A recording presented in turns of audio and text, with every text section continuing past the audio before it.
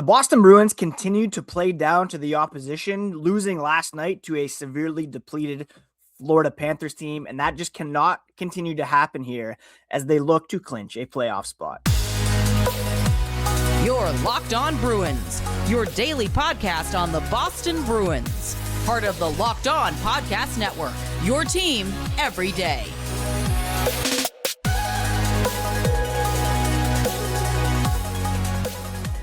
What is up, Bruins fans? I am Ian McLaren, your host and lifelong Boston Bruins fan. And on this episode of Locked On Boston Bruins, we are going to break down last night's game against the Florida Panthers, a game in which the Bruins lost while still maintaining a pretty solid hold on a playoff spot in terms of the odds, at least, even though some of their competition ended up winning last night as well. We'll break down the storylines, the stats, the signals, the current playoff odds, and also we will take a look at what's coming up this weekend with two big games on the road for our Bruins.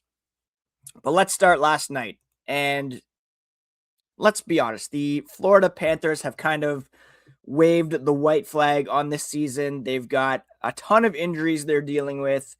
They're nowhere near the playoffs. They will not be going for the three-peat. And this is kind of a regroup year for them with the view to getting healthy for next season and getting back to the powerhouse that they have been over the past 3 seasons.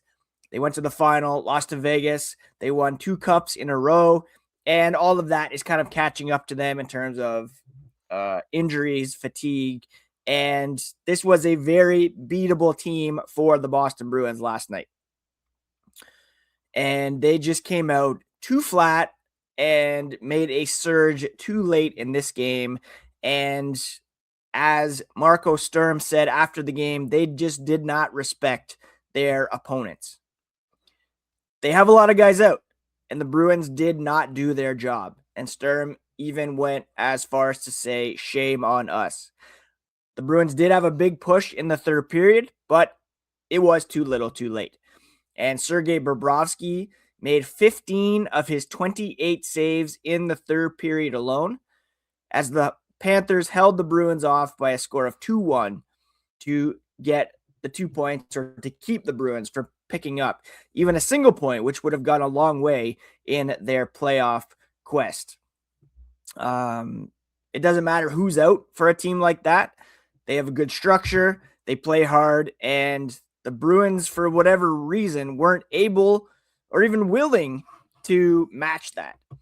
Mackie Samoskevich made it 1-0 by scoring for the third straight game. He picked off a pass by Henry Jokiharju below the goal line on the forecheck, skated to the top of the left face-off circle and sent a wrist shot inside the near post, with Jokiharju kind of screening Swayman on the play. And then Sam Bennett pushed the lead to 2-0 less than 8 minutes into the game, lifting a shot over Swayman's shoulder after AJ Greer had an initial attempt blocked. Looked like the Bruins were going to be able to come back and at least get a single point. They cut the lead to 2-1 before the end of the first period with a Fraser Minten goal, putting in a rebound at the right post. And Minten said, it's always nice to get a goal at the end of the period when you're down, kind of a reset going into the second, but that was not the case because the Panthers actually came out and outshot the Bruins 12-5 in the second period. They had 12 scoring chances compared to 7 for the Bruins. 5 of those were high danger chances. The Bruins just came out flat in the second period, despite that potentially momentum gaining goal scored by Fraser Minten, which is pretty inexcusable, really. Minten said they are as honest a team as there is out there. I don't know if he means like their style of play. They're not honest in terms of the dirty work that they do, but I guess in terms of hardworking, they put it behind you, make you go get it. And after he scored, the Panthers still had the Bruins on their heels in the second period, which is incredibly confounding. And when the Bruins did eventually turn it on, Bobrovsky was there to shut the door. Morgan Geekie tried to put it in perspective. He had 3 shots on goal, but did not score for the 15th straight game. I talked yesterday on the podcast about his need to get pucks on net. He had 0 shots in the previous game. I think 1 in each of the 3 before that. So 3 shots on goal, a nice effort for him, but it doesn't matter because they lost. He said, it feels like you let everyone down. He had opportunities, but it has been a tough stretch. The Panthers were without 2 of their top defensemen in Aaron Ekblad, Dmitry Kulikov. They're without a number of key forwards. Of course, Alexander Barkov out all season long, which is a big reason why they've been down and out most of the season. Brad Marchand out. Like a bunch of guys were not in the lineup, and still, even with Ekblad, Kulikov, their top 2 defensemen out, the Bruins could not make enough hay in the offensive zone to get past Sergei Bobrovsky. Very disappointing game, and reminiscent of last week when the Bruins on home ice lost to the Toronto Maple Leafs, another team who went to the second round last season against the Florida Panthers, well out of the playoffs. And this ended up being a 3-game season sweep for the Florida Panthers against the Bruins. And that could be looked back on as wasted points, wasted effort. Like, you have to take care of business against the teams that are well out of the playoff race, especially at this time of the season. You can forgive the Bruins for losing to Florida earlier this season when they were healthy and coming off the cup wins. But to lose at this point in the season without some of their best players in the lineup, to lose to the Maple Leafs last week with Austin Matthews out of the lineup, it's pretty confounding and something the Bruins have to figure out here down the stretch. Now, they have risen to the occasion. Their 4-game win streak came at the expense of the Sabres, the Wild, the Blue Jackets, the Stars, and they've got some pretty good teams left on the schedule, including Tampa on Saturday, the Flyers, who are still kicking around on Sunday, then the Hurricanes next week, not to mention the Lightning again, the Blue Jackets in Columbus before wrapping up against the Devils on home ice. Hopefully it's all well in hand by then. But the Panthers on this night avoided being eliminated from playoff contention, swept the 3-game series against the Bruins, and a tough one for Boston to be sure. We'll break down some more stats and signals from this game here as the podcast continues. Workplace chaos, deadlines stacking up, inbox overflowing, and the one position you have to fill is still sitting open. When the pressure's on, you need the right hire. It's a job for Indeed sponsored jobs. They help you reach the people who actually fit what you're looking for in terms of skills, experience, location, so you're not just hoping the right candidates stumble across your post. In the minute I've been talking to you about this, companies like yours made 27 hires on Indeed according to their worldwide data. So if you're hiring, spend less time searching and more time interviewing candidates who check all your boxes with Indeed sponsored jobs. Listeners of this show will get a $75 sponsored job credit to help get your job the premium status it deserves at Indeed.com/podcast. Just go to Indeed.com/podcast right now. Support our show by saying you heard about Indeed on this podcast. That's Indeed.com/podcast. Terms and conditions apply. If you need to hire, this is a job for Indeed sponsored jobs. Thank you so much for helping make Locked On the #1 sports podcast network. And thank you for everyday support of Locked On Boston Bruins. You do that by subscribing on your favorite podcast app and on YouTube. And we also have another way for you to get even deeper into your everydayer status. And that's with the Everydayer Club. For just $5 a month, you get ad-free episodes and access to a group chat with me and other listeners of Locked On Boston Bruins. All you have to do is tap the link in the show notes or go to lockedonbruins.supercast.com to learn more. Today's episode is brought to you by FanDuel. During the tournament, FanDuel is offering $300 back in bonus bets every day for 10 days. Head to FanDuel.com to get started. All right, let's take a look at some of the stats and signals from last night's game. David Pastrnak did have an assist for his 96th point of the season, 29 goals, career high 67 assists, and he's closing in on becoming the third player with 4 100-point seasons for the Bruins. Only Phil Esposito and Bobby Orr have done it more than 3 times. They did it each 6 times, so Pasta has got a couple more to go to catch them, but he continues to rank himself among some of the Bruins greats. If he stays in black and gold for the duration of his career, he could end up owning much of these records for the Boston Bruins. Now, when it comes to last night's game, the Bruins maybe deserved a better fate. 5-on-5, they had 53% of the shot attempts. They had 52% of the shots, 53.4% of the scoring chances, I should say, and 62.5% of the high danger chances. Expected goals in this one at 5-on-5, 3.74 in favor of the Bruins compared to 2.38 for the Panthers. And the Bruins maintained that advantage in all situations. 54% of the shot attempts, 55% of the shots, 56% of the scoring chances, and 64% of the high danger chances. The Bruins probably deserved a better fate in this one, but alas, a turnover from Henry Jokiharju put them down 1-0, and then Sam Bennett made it 2-1. Ultimately, it was Sergei Bobrovsky who came up huge for the Panthers, especially in the third period where the Bruins outshot Florida 15-5.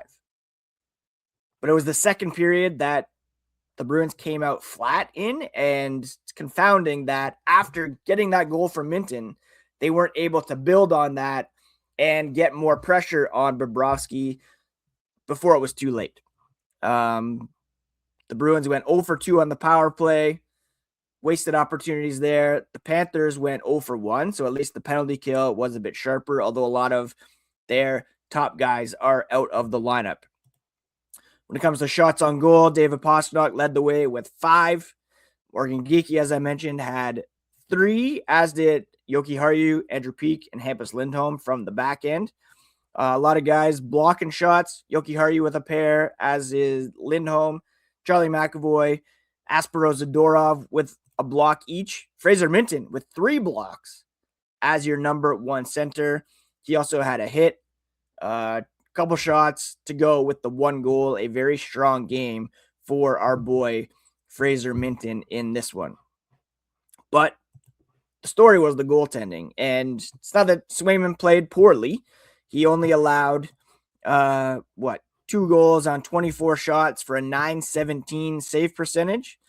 It's that Bobrovsky was that much better. 1 goal on 29 shots for a .966 save percentage. A very formidable performance from Bobrovsky, and it goes to show you that no matter who's missing from the lineup in front of your goaltender, the last line of defense, if they're on their game, then, the Bruins basically just kind of got gold lead last night. But did they make it hard enough for Bobrovsky? Did they get enough pucks on net? Yes. They had 18 high danger opportunities last night compared to only 10 for the Panthers. Expected goals were about 4.59 in favor of the Bruins. They only got 1, and a time like all season long, they've been scoring more than what has been expected. Last night, they should have fared a bit better. Unfortunately, they were only able to get 1 past Bobrovsky. This was kind of a flip of what has been the trend for the Bruins. They don't generally have the advantage in terms of the attempts and scoring chances and high danger chances and expected goals, yet they always find a way to get the job done. And their expected goals far lower than the actual goals that they have scored this season. Last night, it was the reverse. And unfortunately, you had the Ottawa Senators beating the Buffalo Sabres by a score of 4-1. You had the Detroit Red Wings beating the Philadelphia Flyers 4-2. And you had the Montreal Canadiens putting some distance between them and the Bruins by beating the Rangers. On the flip side, the Blue Jackets lost and the Penguins lost. So at the end of the day, the Bruins remain locked into the first wild card spot, still 6 points up on the Senators, who now are in the second wild card spot. They've gone 6-3-1 over their past 10, beat the Sabres last night. You have the Red Wings, Blue Jackets, both at 88 points as well, with the Flyers 2 points back of them at 86 points. So, at the end of the day, the Bruins still have the fifth most points in the Eastern Conference, 2 up on the Penguins, the Islanders, who are in the second and third spots in the Metropolitan Division, and then they are 4 points up with the Senators, although the Senators have a game in hand, as do the Red Wings, who are at 88 points. Blue Jackets at 88 points. They maybe are more likely to catch the Islanders and bump them out of a Metropolitan Division spot. They're only 1 point up. When it comes to your playoff odds, even after last night's loss to the Panthers, the Bruins still have a 95.7% chance of making the playoffs, according to Money Puck. And if you look at the Athletic, who I've mentioned have been harder, their model's been harder on the Bruins this season. Even after last night's loss, they're still at 91%. So a bit of a drop there, but they still hold their fate in their own hands. And they still have a healthy lead on the other wildcard hopefuls. And there's still some movement that could happen, in the Metropolitan Division as well.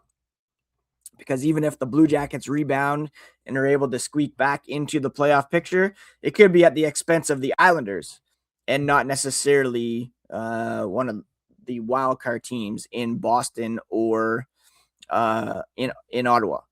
Senators, their fate is not locked in at all. Like, if you look at the playoff odds, it's really the Islanders, Senators, Red Wings, and Blue Jackets who are fighting for the third spot in the Metro, as well as the second wild card spot. There's 2 spots available there. Islanders and Blue Jackets fighting for that Metro spot. Whoever doesn't get that could be out. The Senators, Red Wings fighting for that wild card spot. But the Islanders and Blue Jackets could be in that mix as well. All that to say, the Bruins, with their 6-point lead on the Senators, Red Wings, Blue Jackets, 8-point lead on the Flyers, who they play on Sunday. Even with 6 games remaining, some of these teams have 7 games remaining. It would still take a lot for the Bruins to fall out of the playoff race. You're going to need probably about 100 points to get in. The Bruins just need to go 500 over their next 6 games. So 6 points out of the next 6 games to hit 100, whereas the Senators would need 12 points from their next 7 games to get to 100 points. Same with the Red Wings. The Blue Jackets would need 12 points in 6 games. The Flyers would need 14 points in their next 7 games. So they would have to win out, basically. Same with the Blue Jackets. Same with almost the Red Wings and the Senators. They basically have to win out to go to the playoffs and to overtake the Bruins, if the Bruins get at least to that 100-point mark. So still a good situation for the Boston Bruins. The Athletic has them at 91%. Money Puck has them at 95.7%. Around projection of 100.6 points via the Money Puck and 99.5 points for the Athletic model, which would basically be, 5 to 7 points over the next 6 games. And 2 huge ones coming up this weekend, which we will preview here as the podcast continues. The tournament is wrapping up. It's one of the best weekends of the year.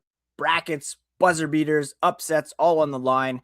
Nonstop action from tip to final cut down. And right now, FanDuel is giving new customers a way to stay in the action all tournament long. You get up to $300 back in bonus bets every day for 10 days. That means 10 chances to stay involved throughout the entire tournament. You can mix it up however you want with game picks, futures, even same game parlays for bigger potential payouts. Perfect for the tournament because every day there's something new, different matchups, new storylines, more ways to get involved as the bracket unfolds. Visit FanDuel.com to sign up today. That's FanDuel.com to get in on the action.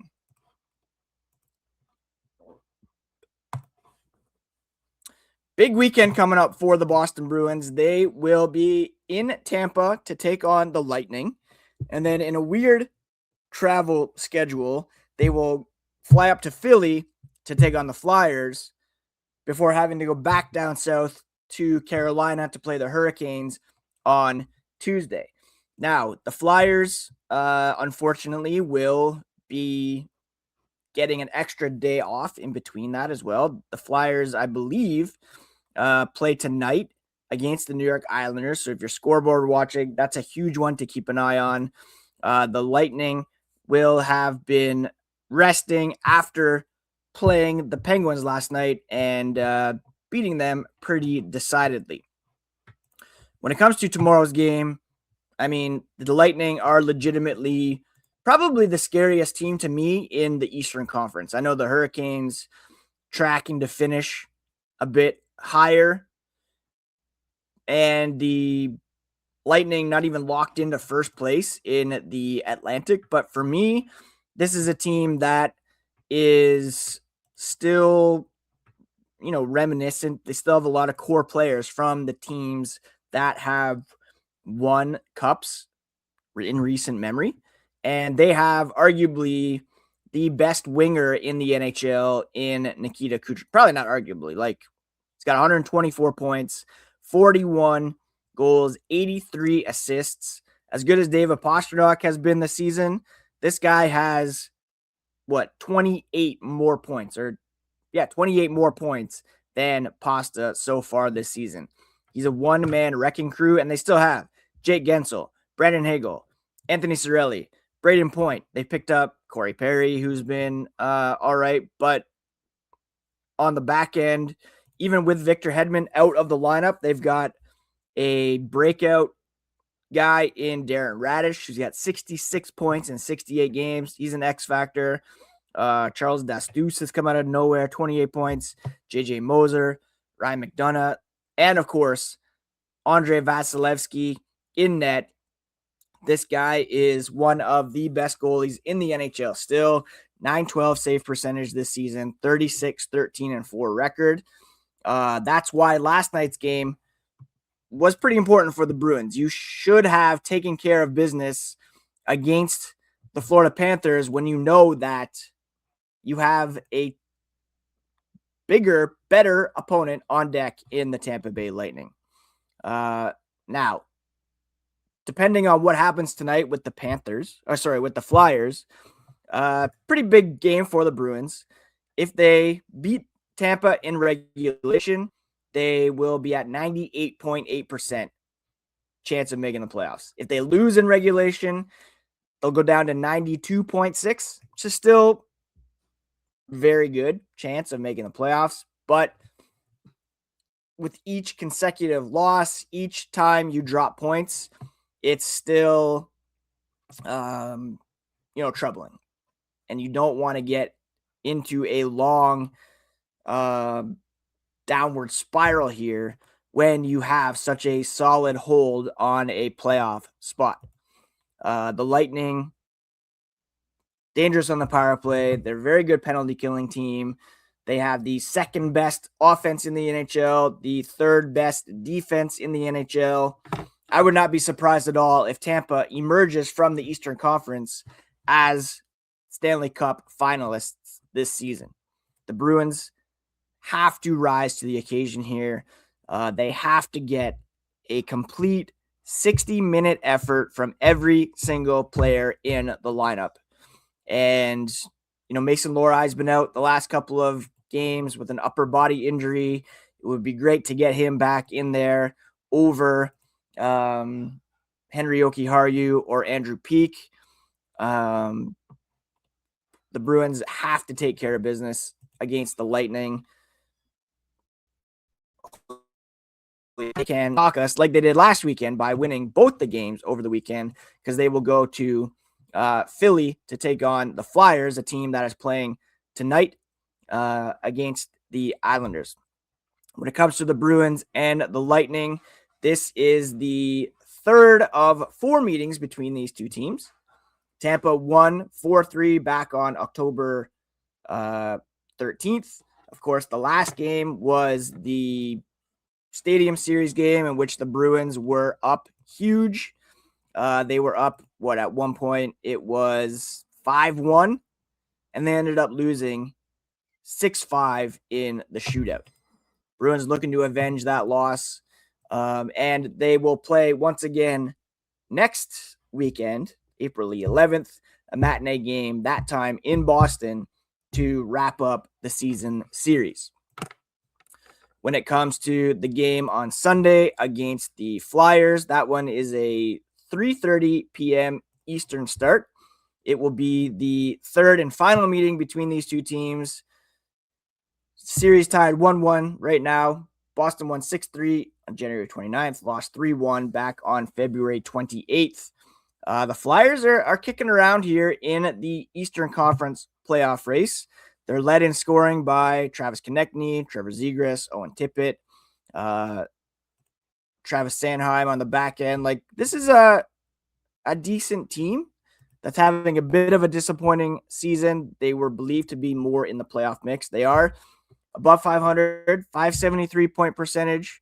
And if they win tonight and the Bruins lose tomorrow, they'll enter that game only 6 points back of the Boston Bruins. So still within striking distance. Although, again, all the Bruins have to do is go 500 over the next 6 games to reach 100 points, which should get you into the playoffs, because the Flyers would need to win out to get to 100 points.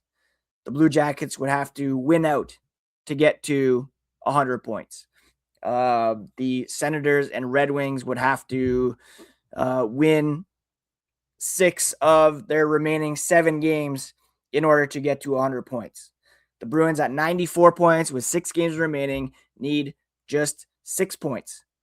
They're now at 37 points in 37 games on the road. So they're about 500. They have to maintain that here over their remaining road games in Tampa, Philly, Carolina, and Columbus. It's a bit of a tall order, but they have been rising to the occasion, which makes, if they had beaten Florida last night, if they had beaten Toronto last week, they'd be at 98 points right now, which would be tied with the Canadiens and basically locked into at least a wild card spot. At the moment, those dropped points have definitely hurt them. That's it for today's episode of Locked On Boston Bruins. Thank you so much for tuning in to Locked On Boston Bruins. The next episode will be back to recap all the action, so make sure you're subscribed and following Locked On Bruins on your favorite podcast app and on YouTube so you get all the latest episodes. Follow along on social at Locked NHL Bruins. And if you never miss an episode, the Everydayer Club is built for you. Get Locked On Bruins ad-free for only $5 a month, plus members-only Discord access and more. Head to lockedonbruins.supercast.com to join the club. For those of you on video, check out the 24/7 National Locked On Podcast Network YouTube channel. On audio, make sure your next listen is NHL Game Night on the Locked On NHL feed, all part of the Locked On Podcast Network, your favorite team every single day. Say hi, Bessie. Thank you so much for tuning in again. Please do take care of yourselves, friends. Take care of each other. Have a great long weekend, and we'll talk to you again here on the next episode of Locked On Boston Bruins, part of the Locked On Podcast Network, your favorite team every single day.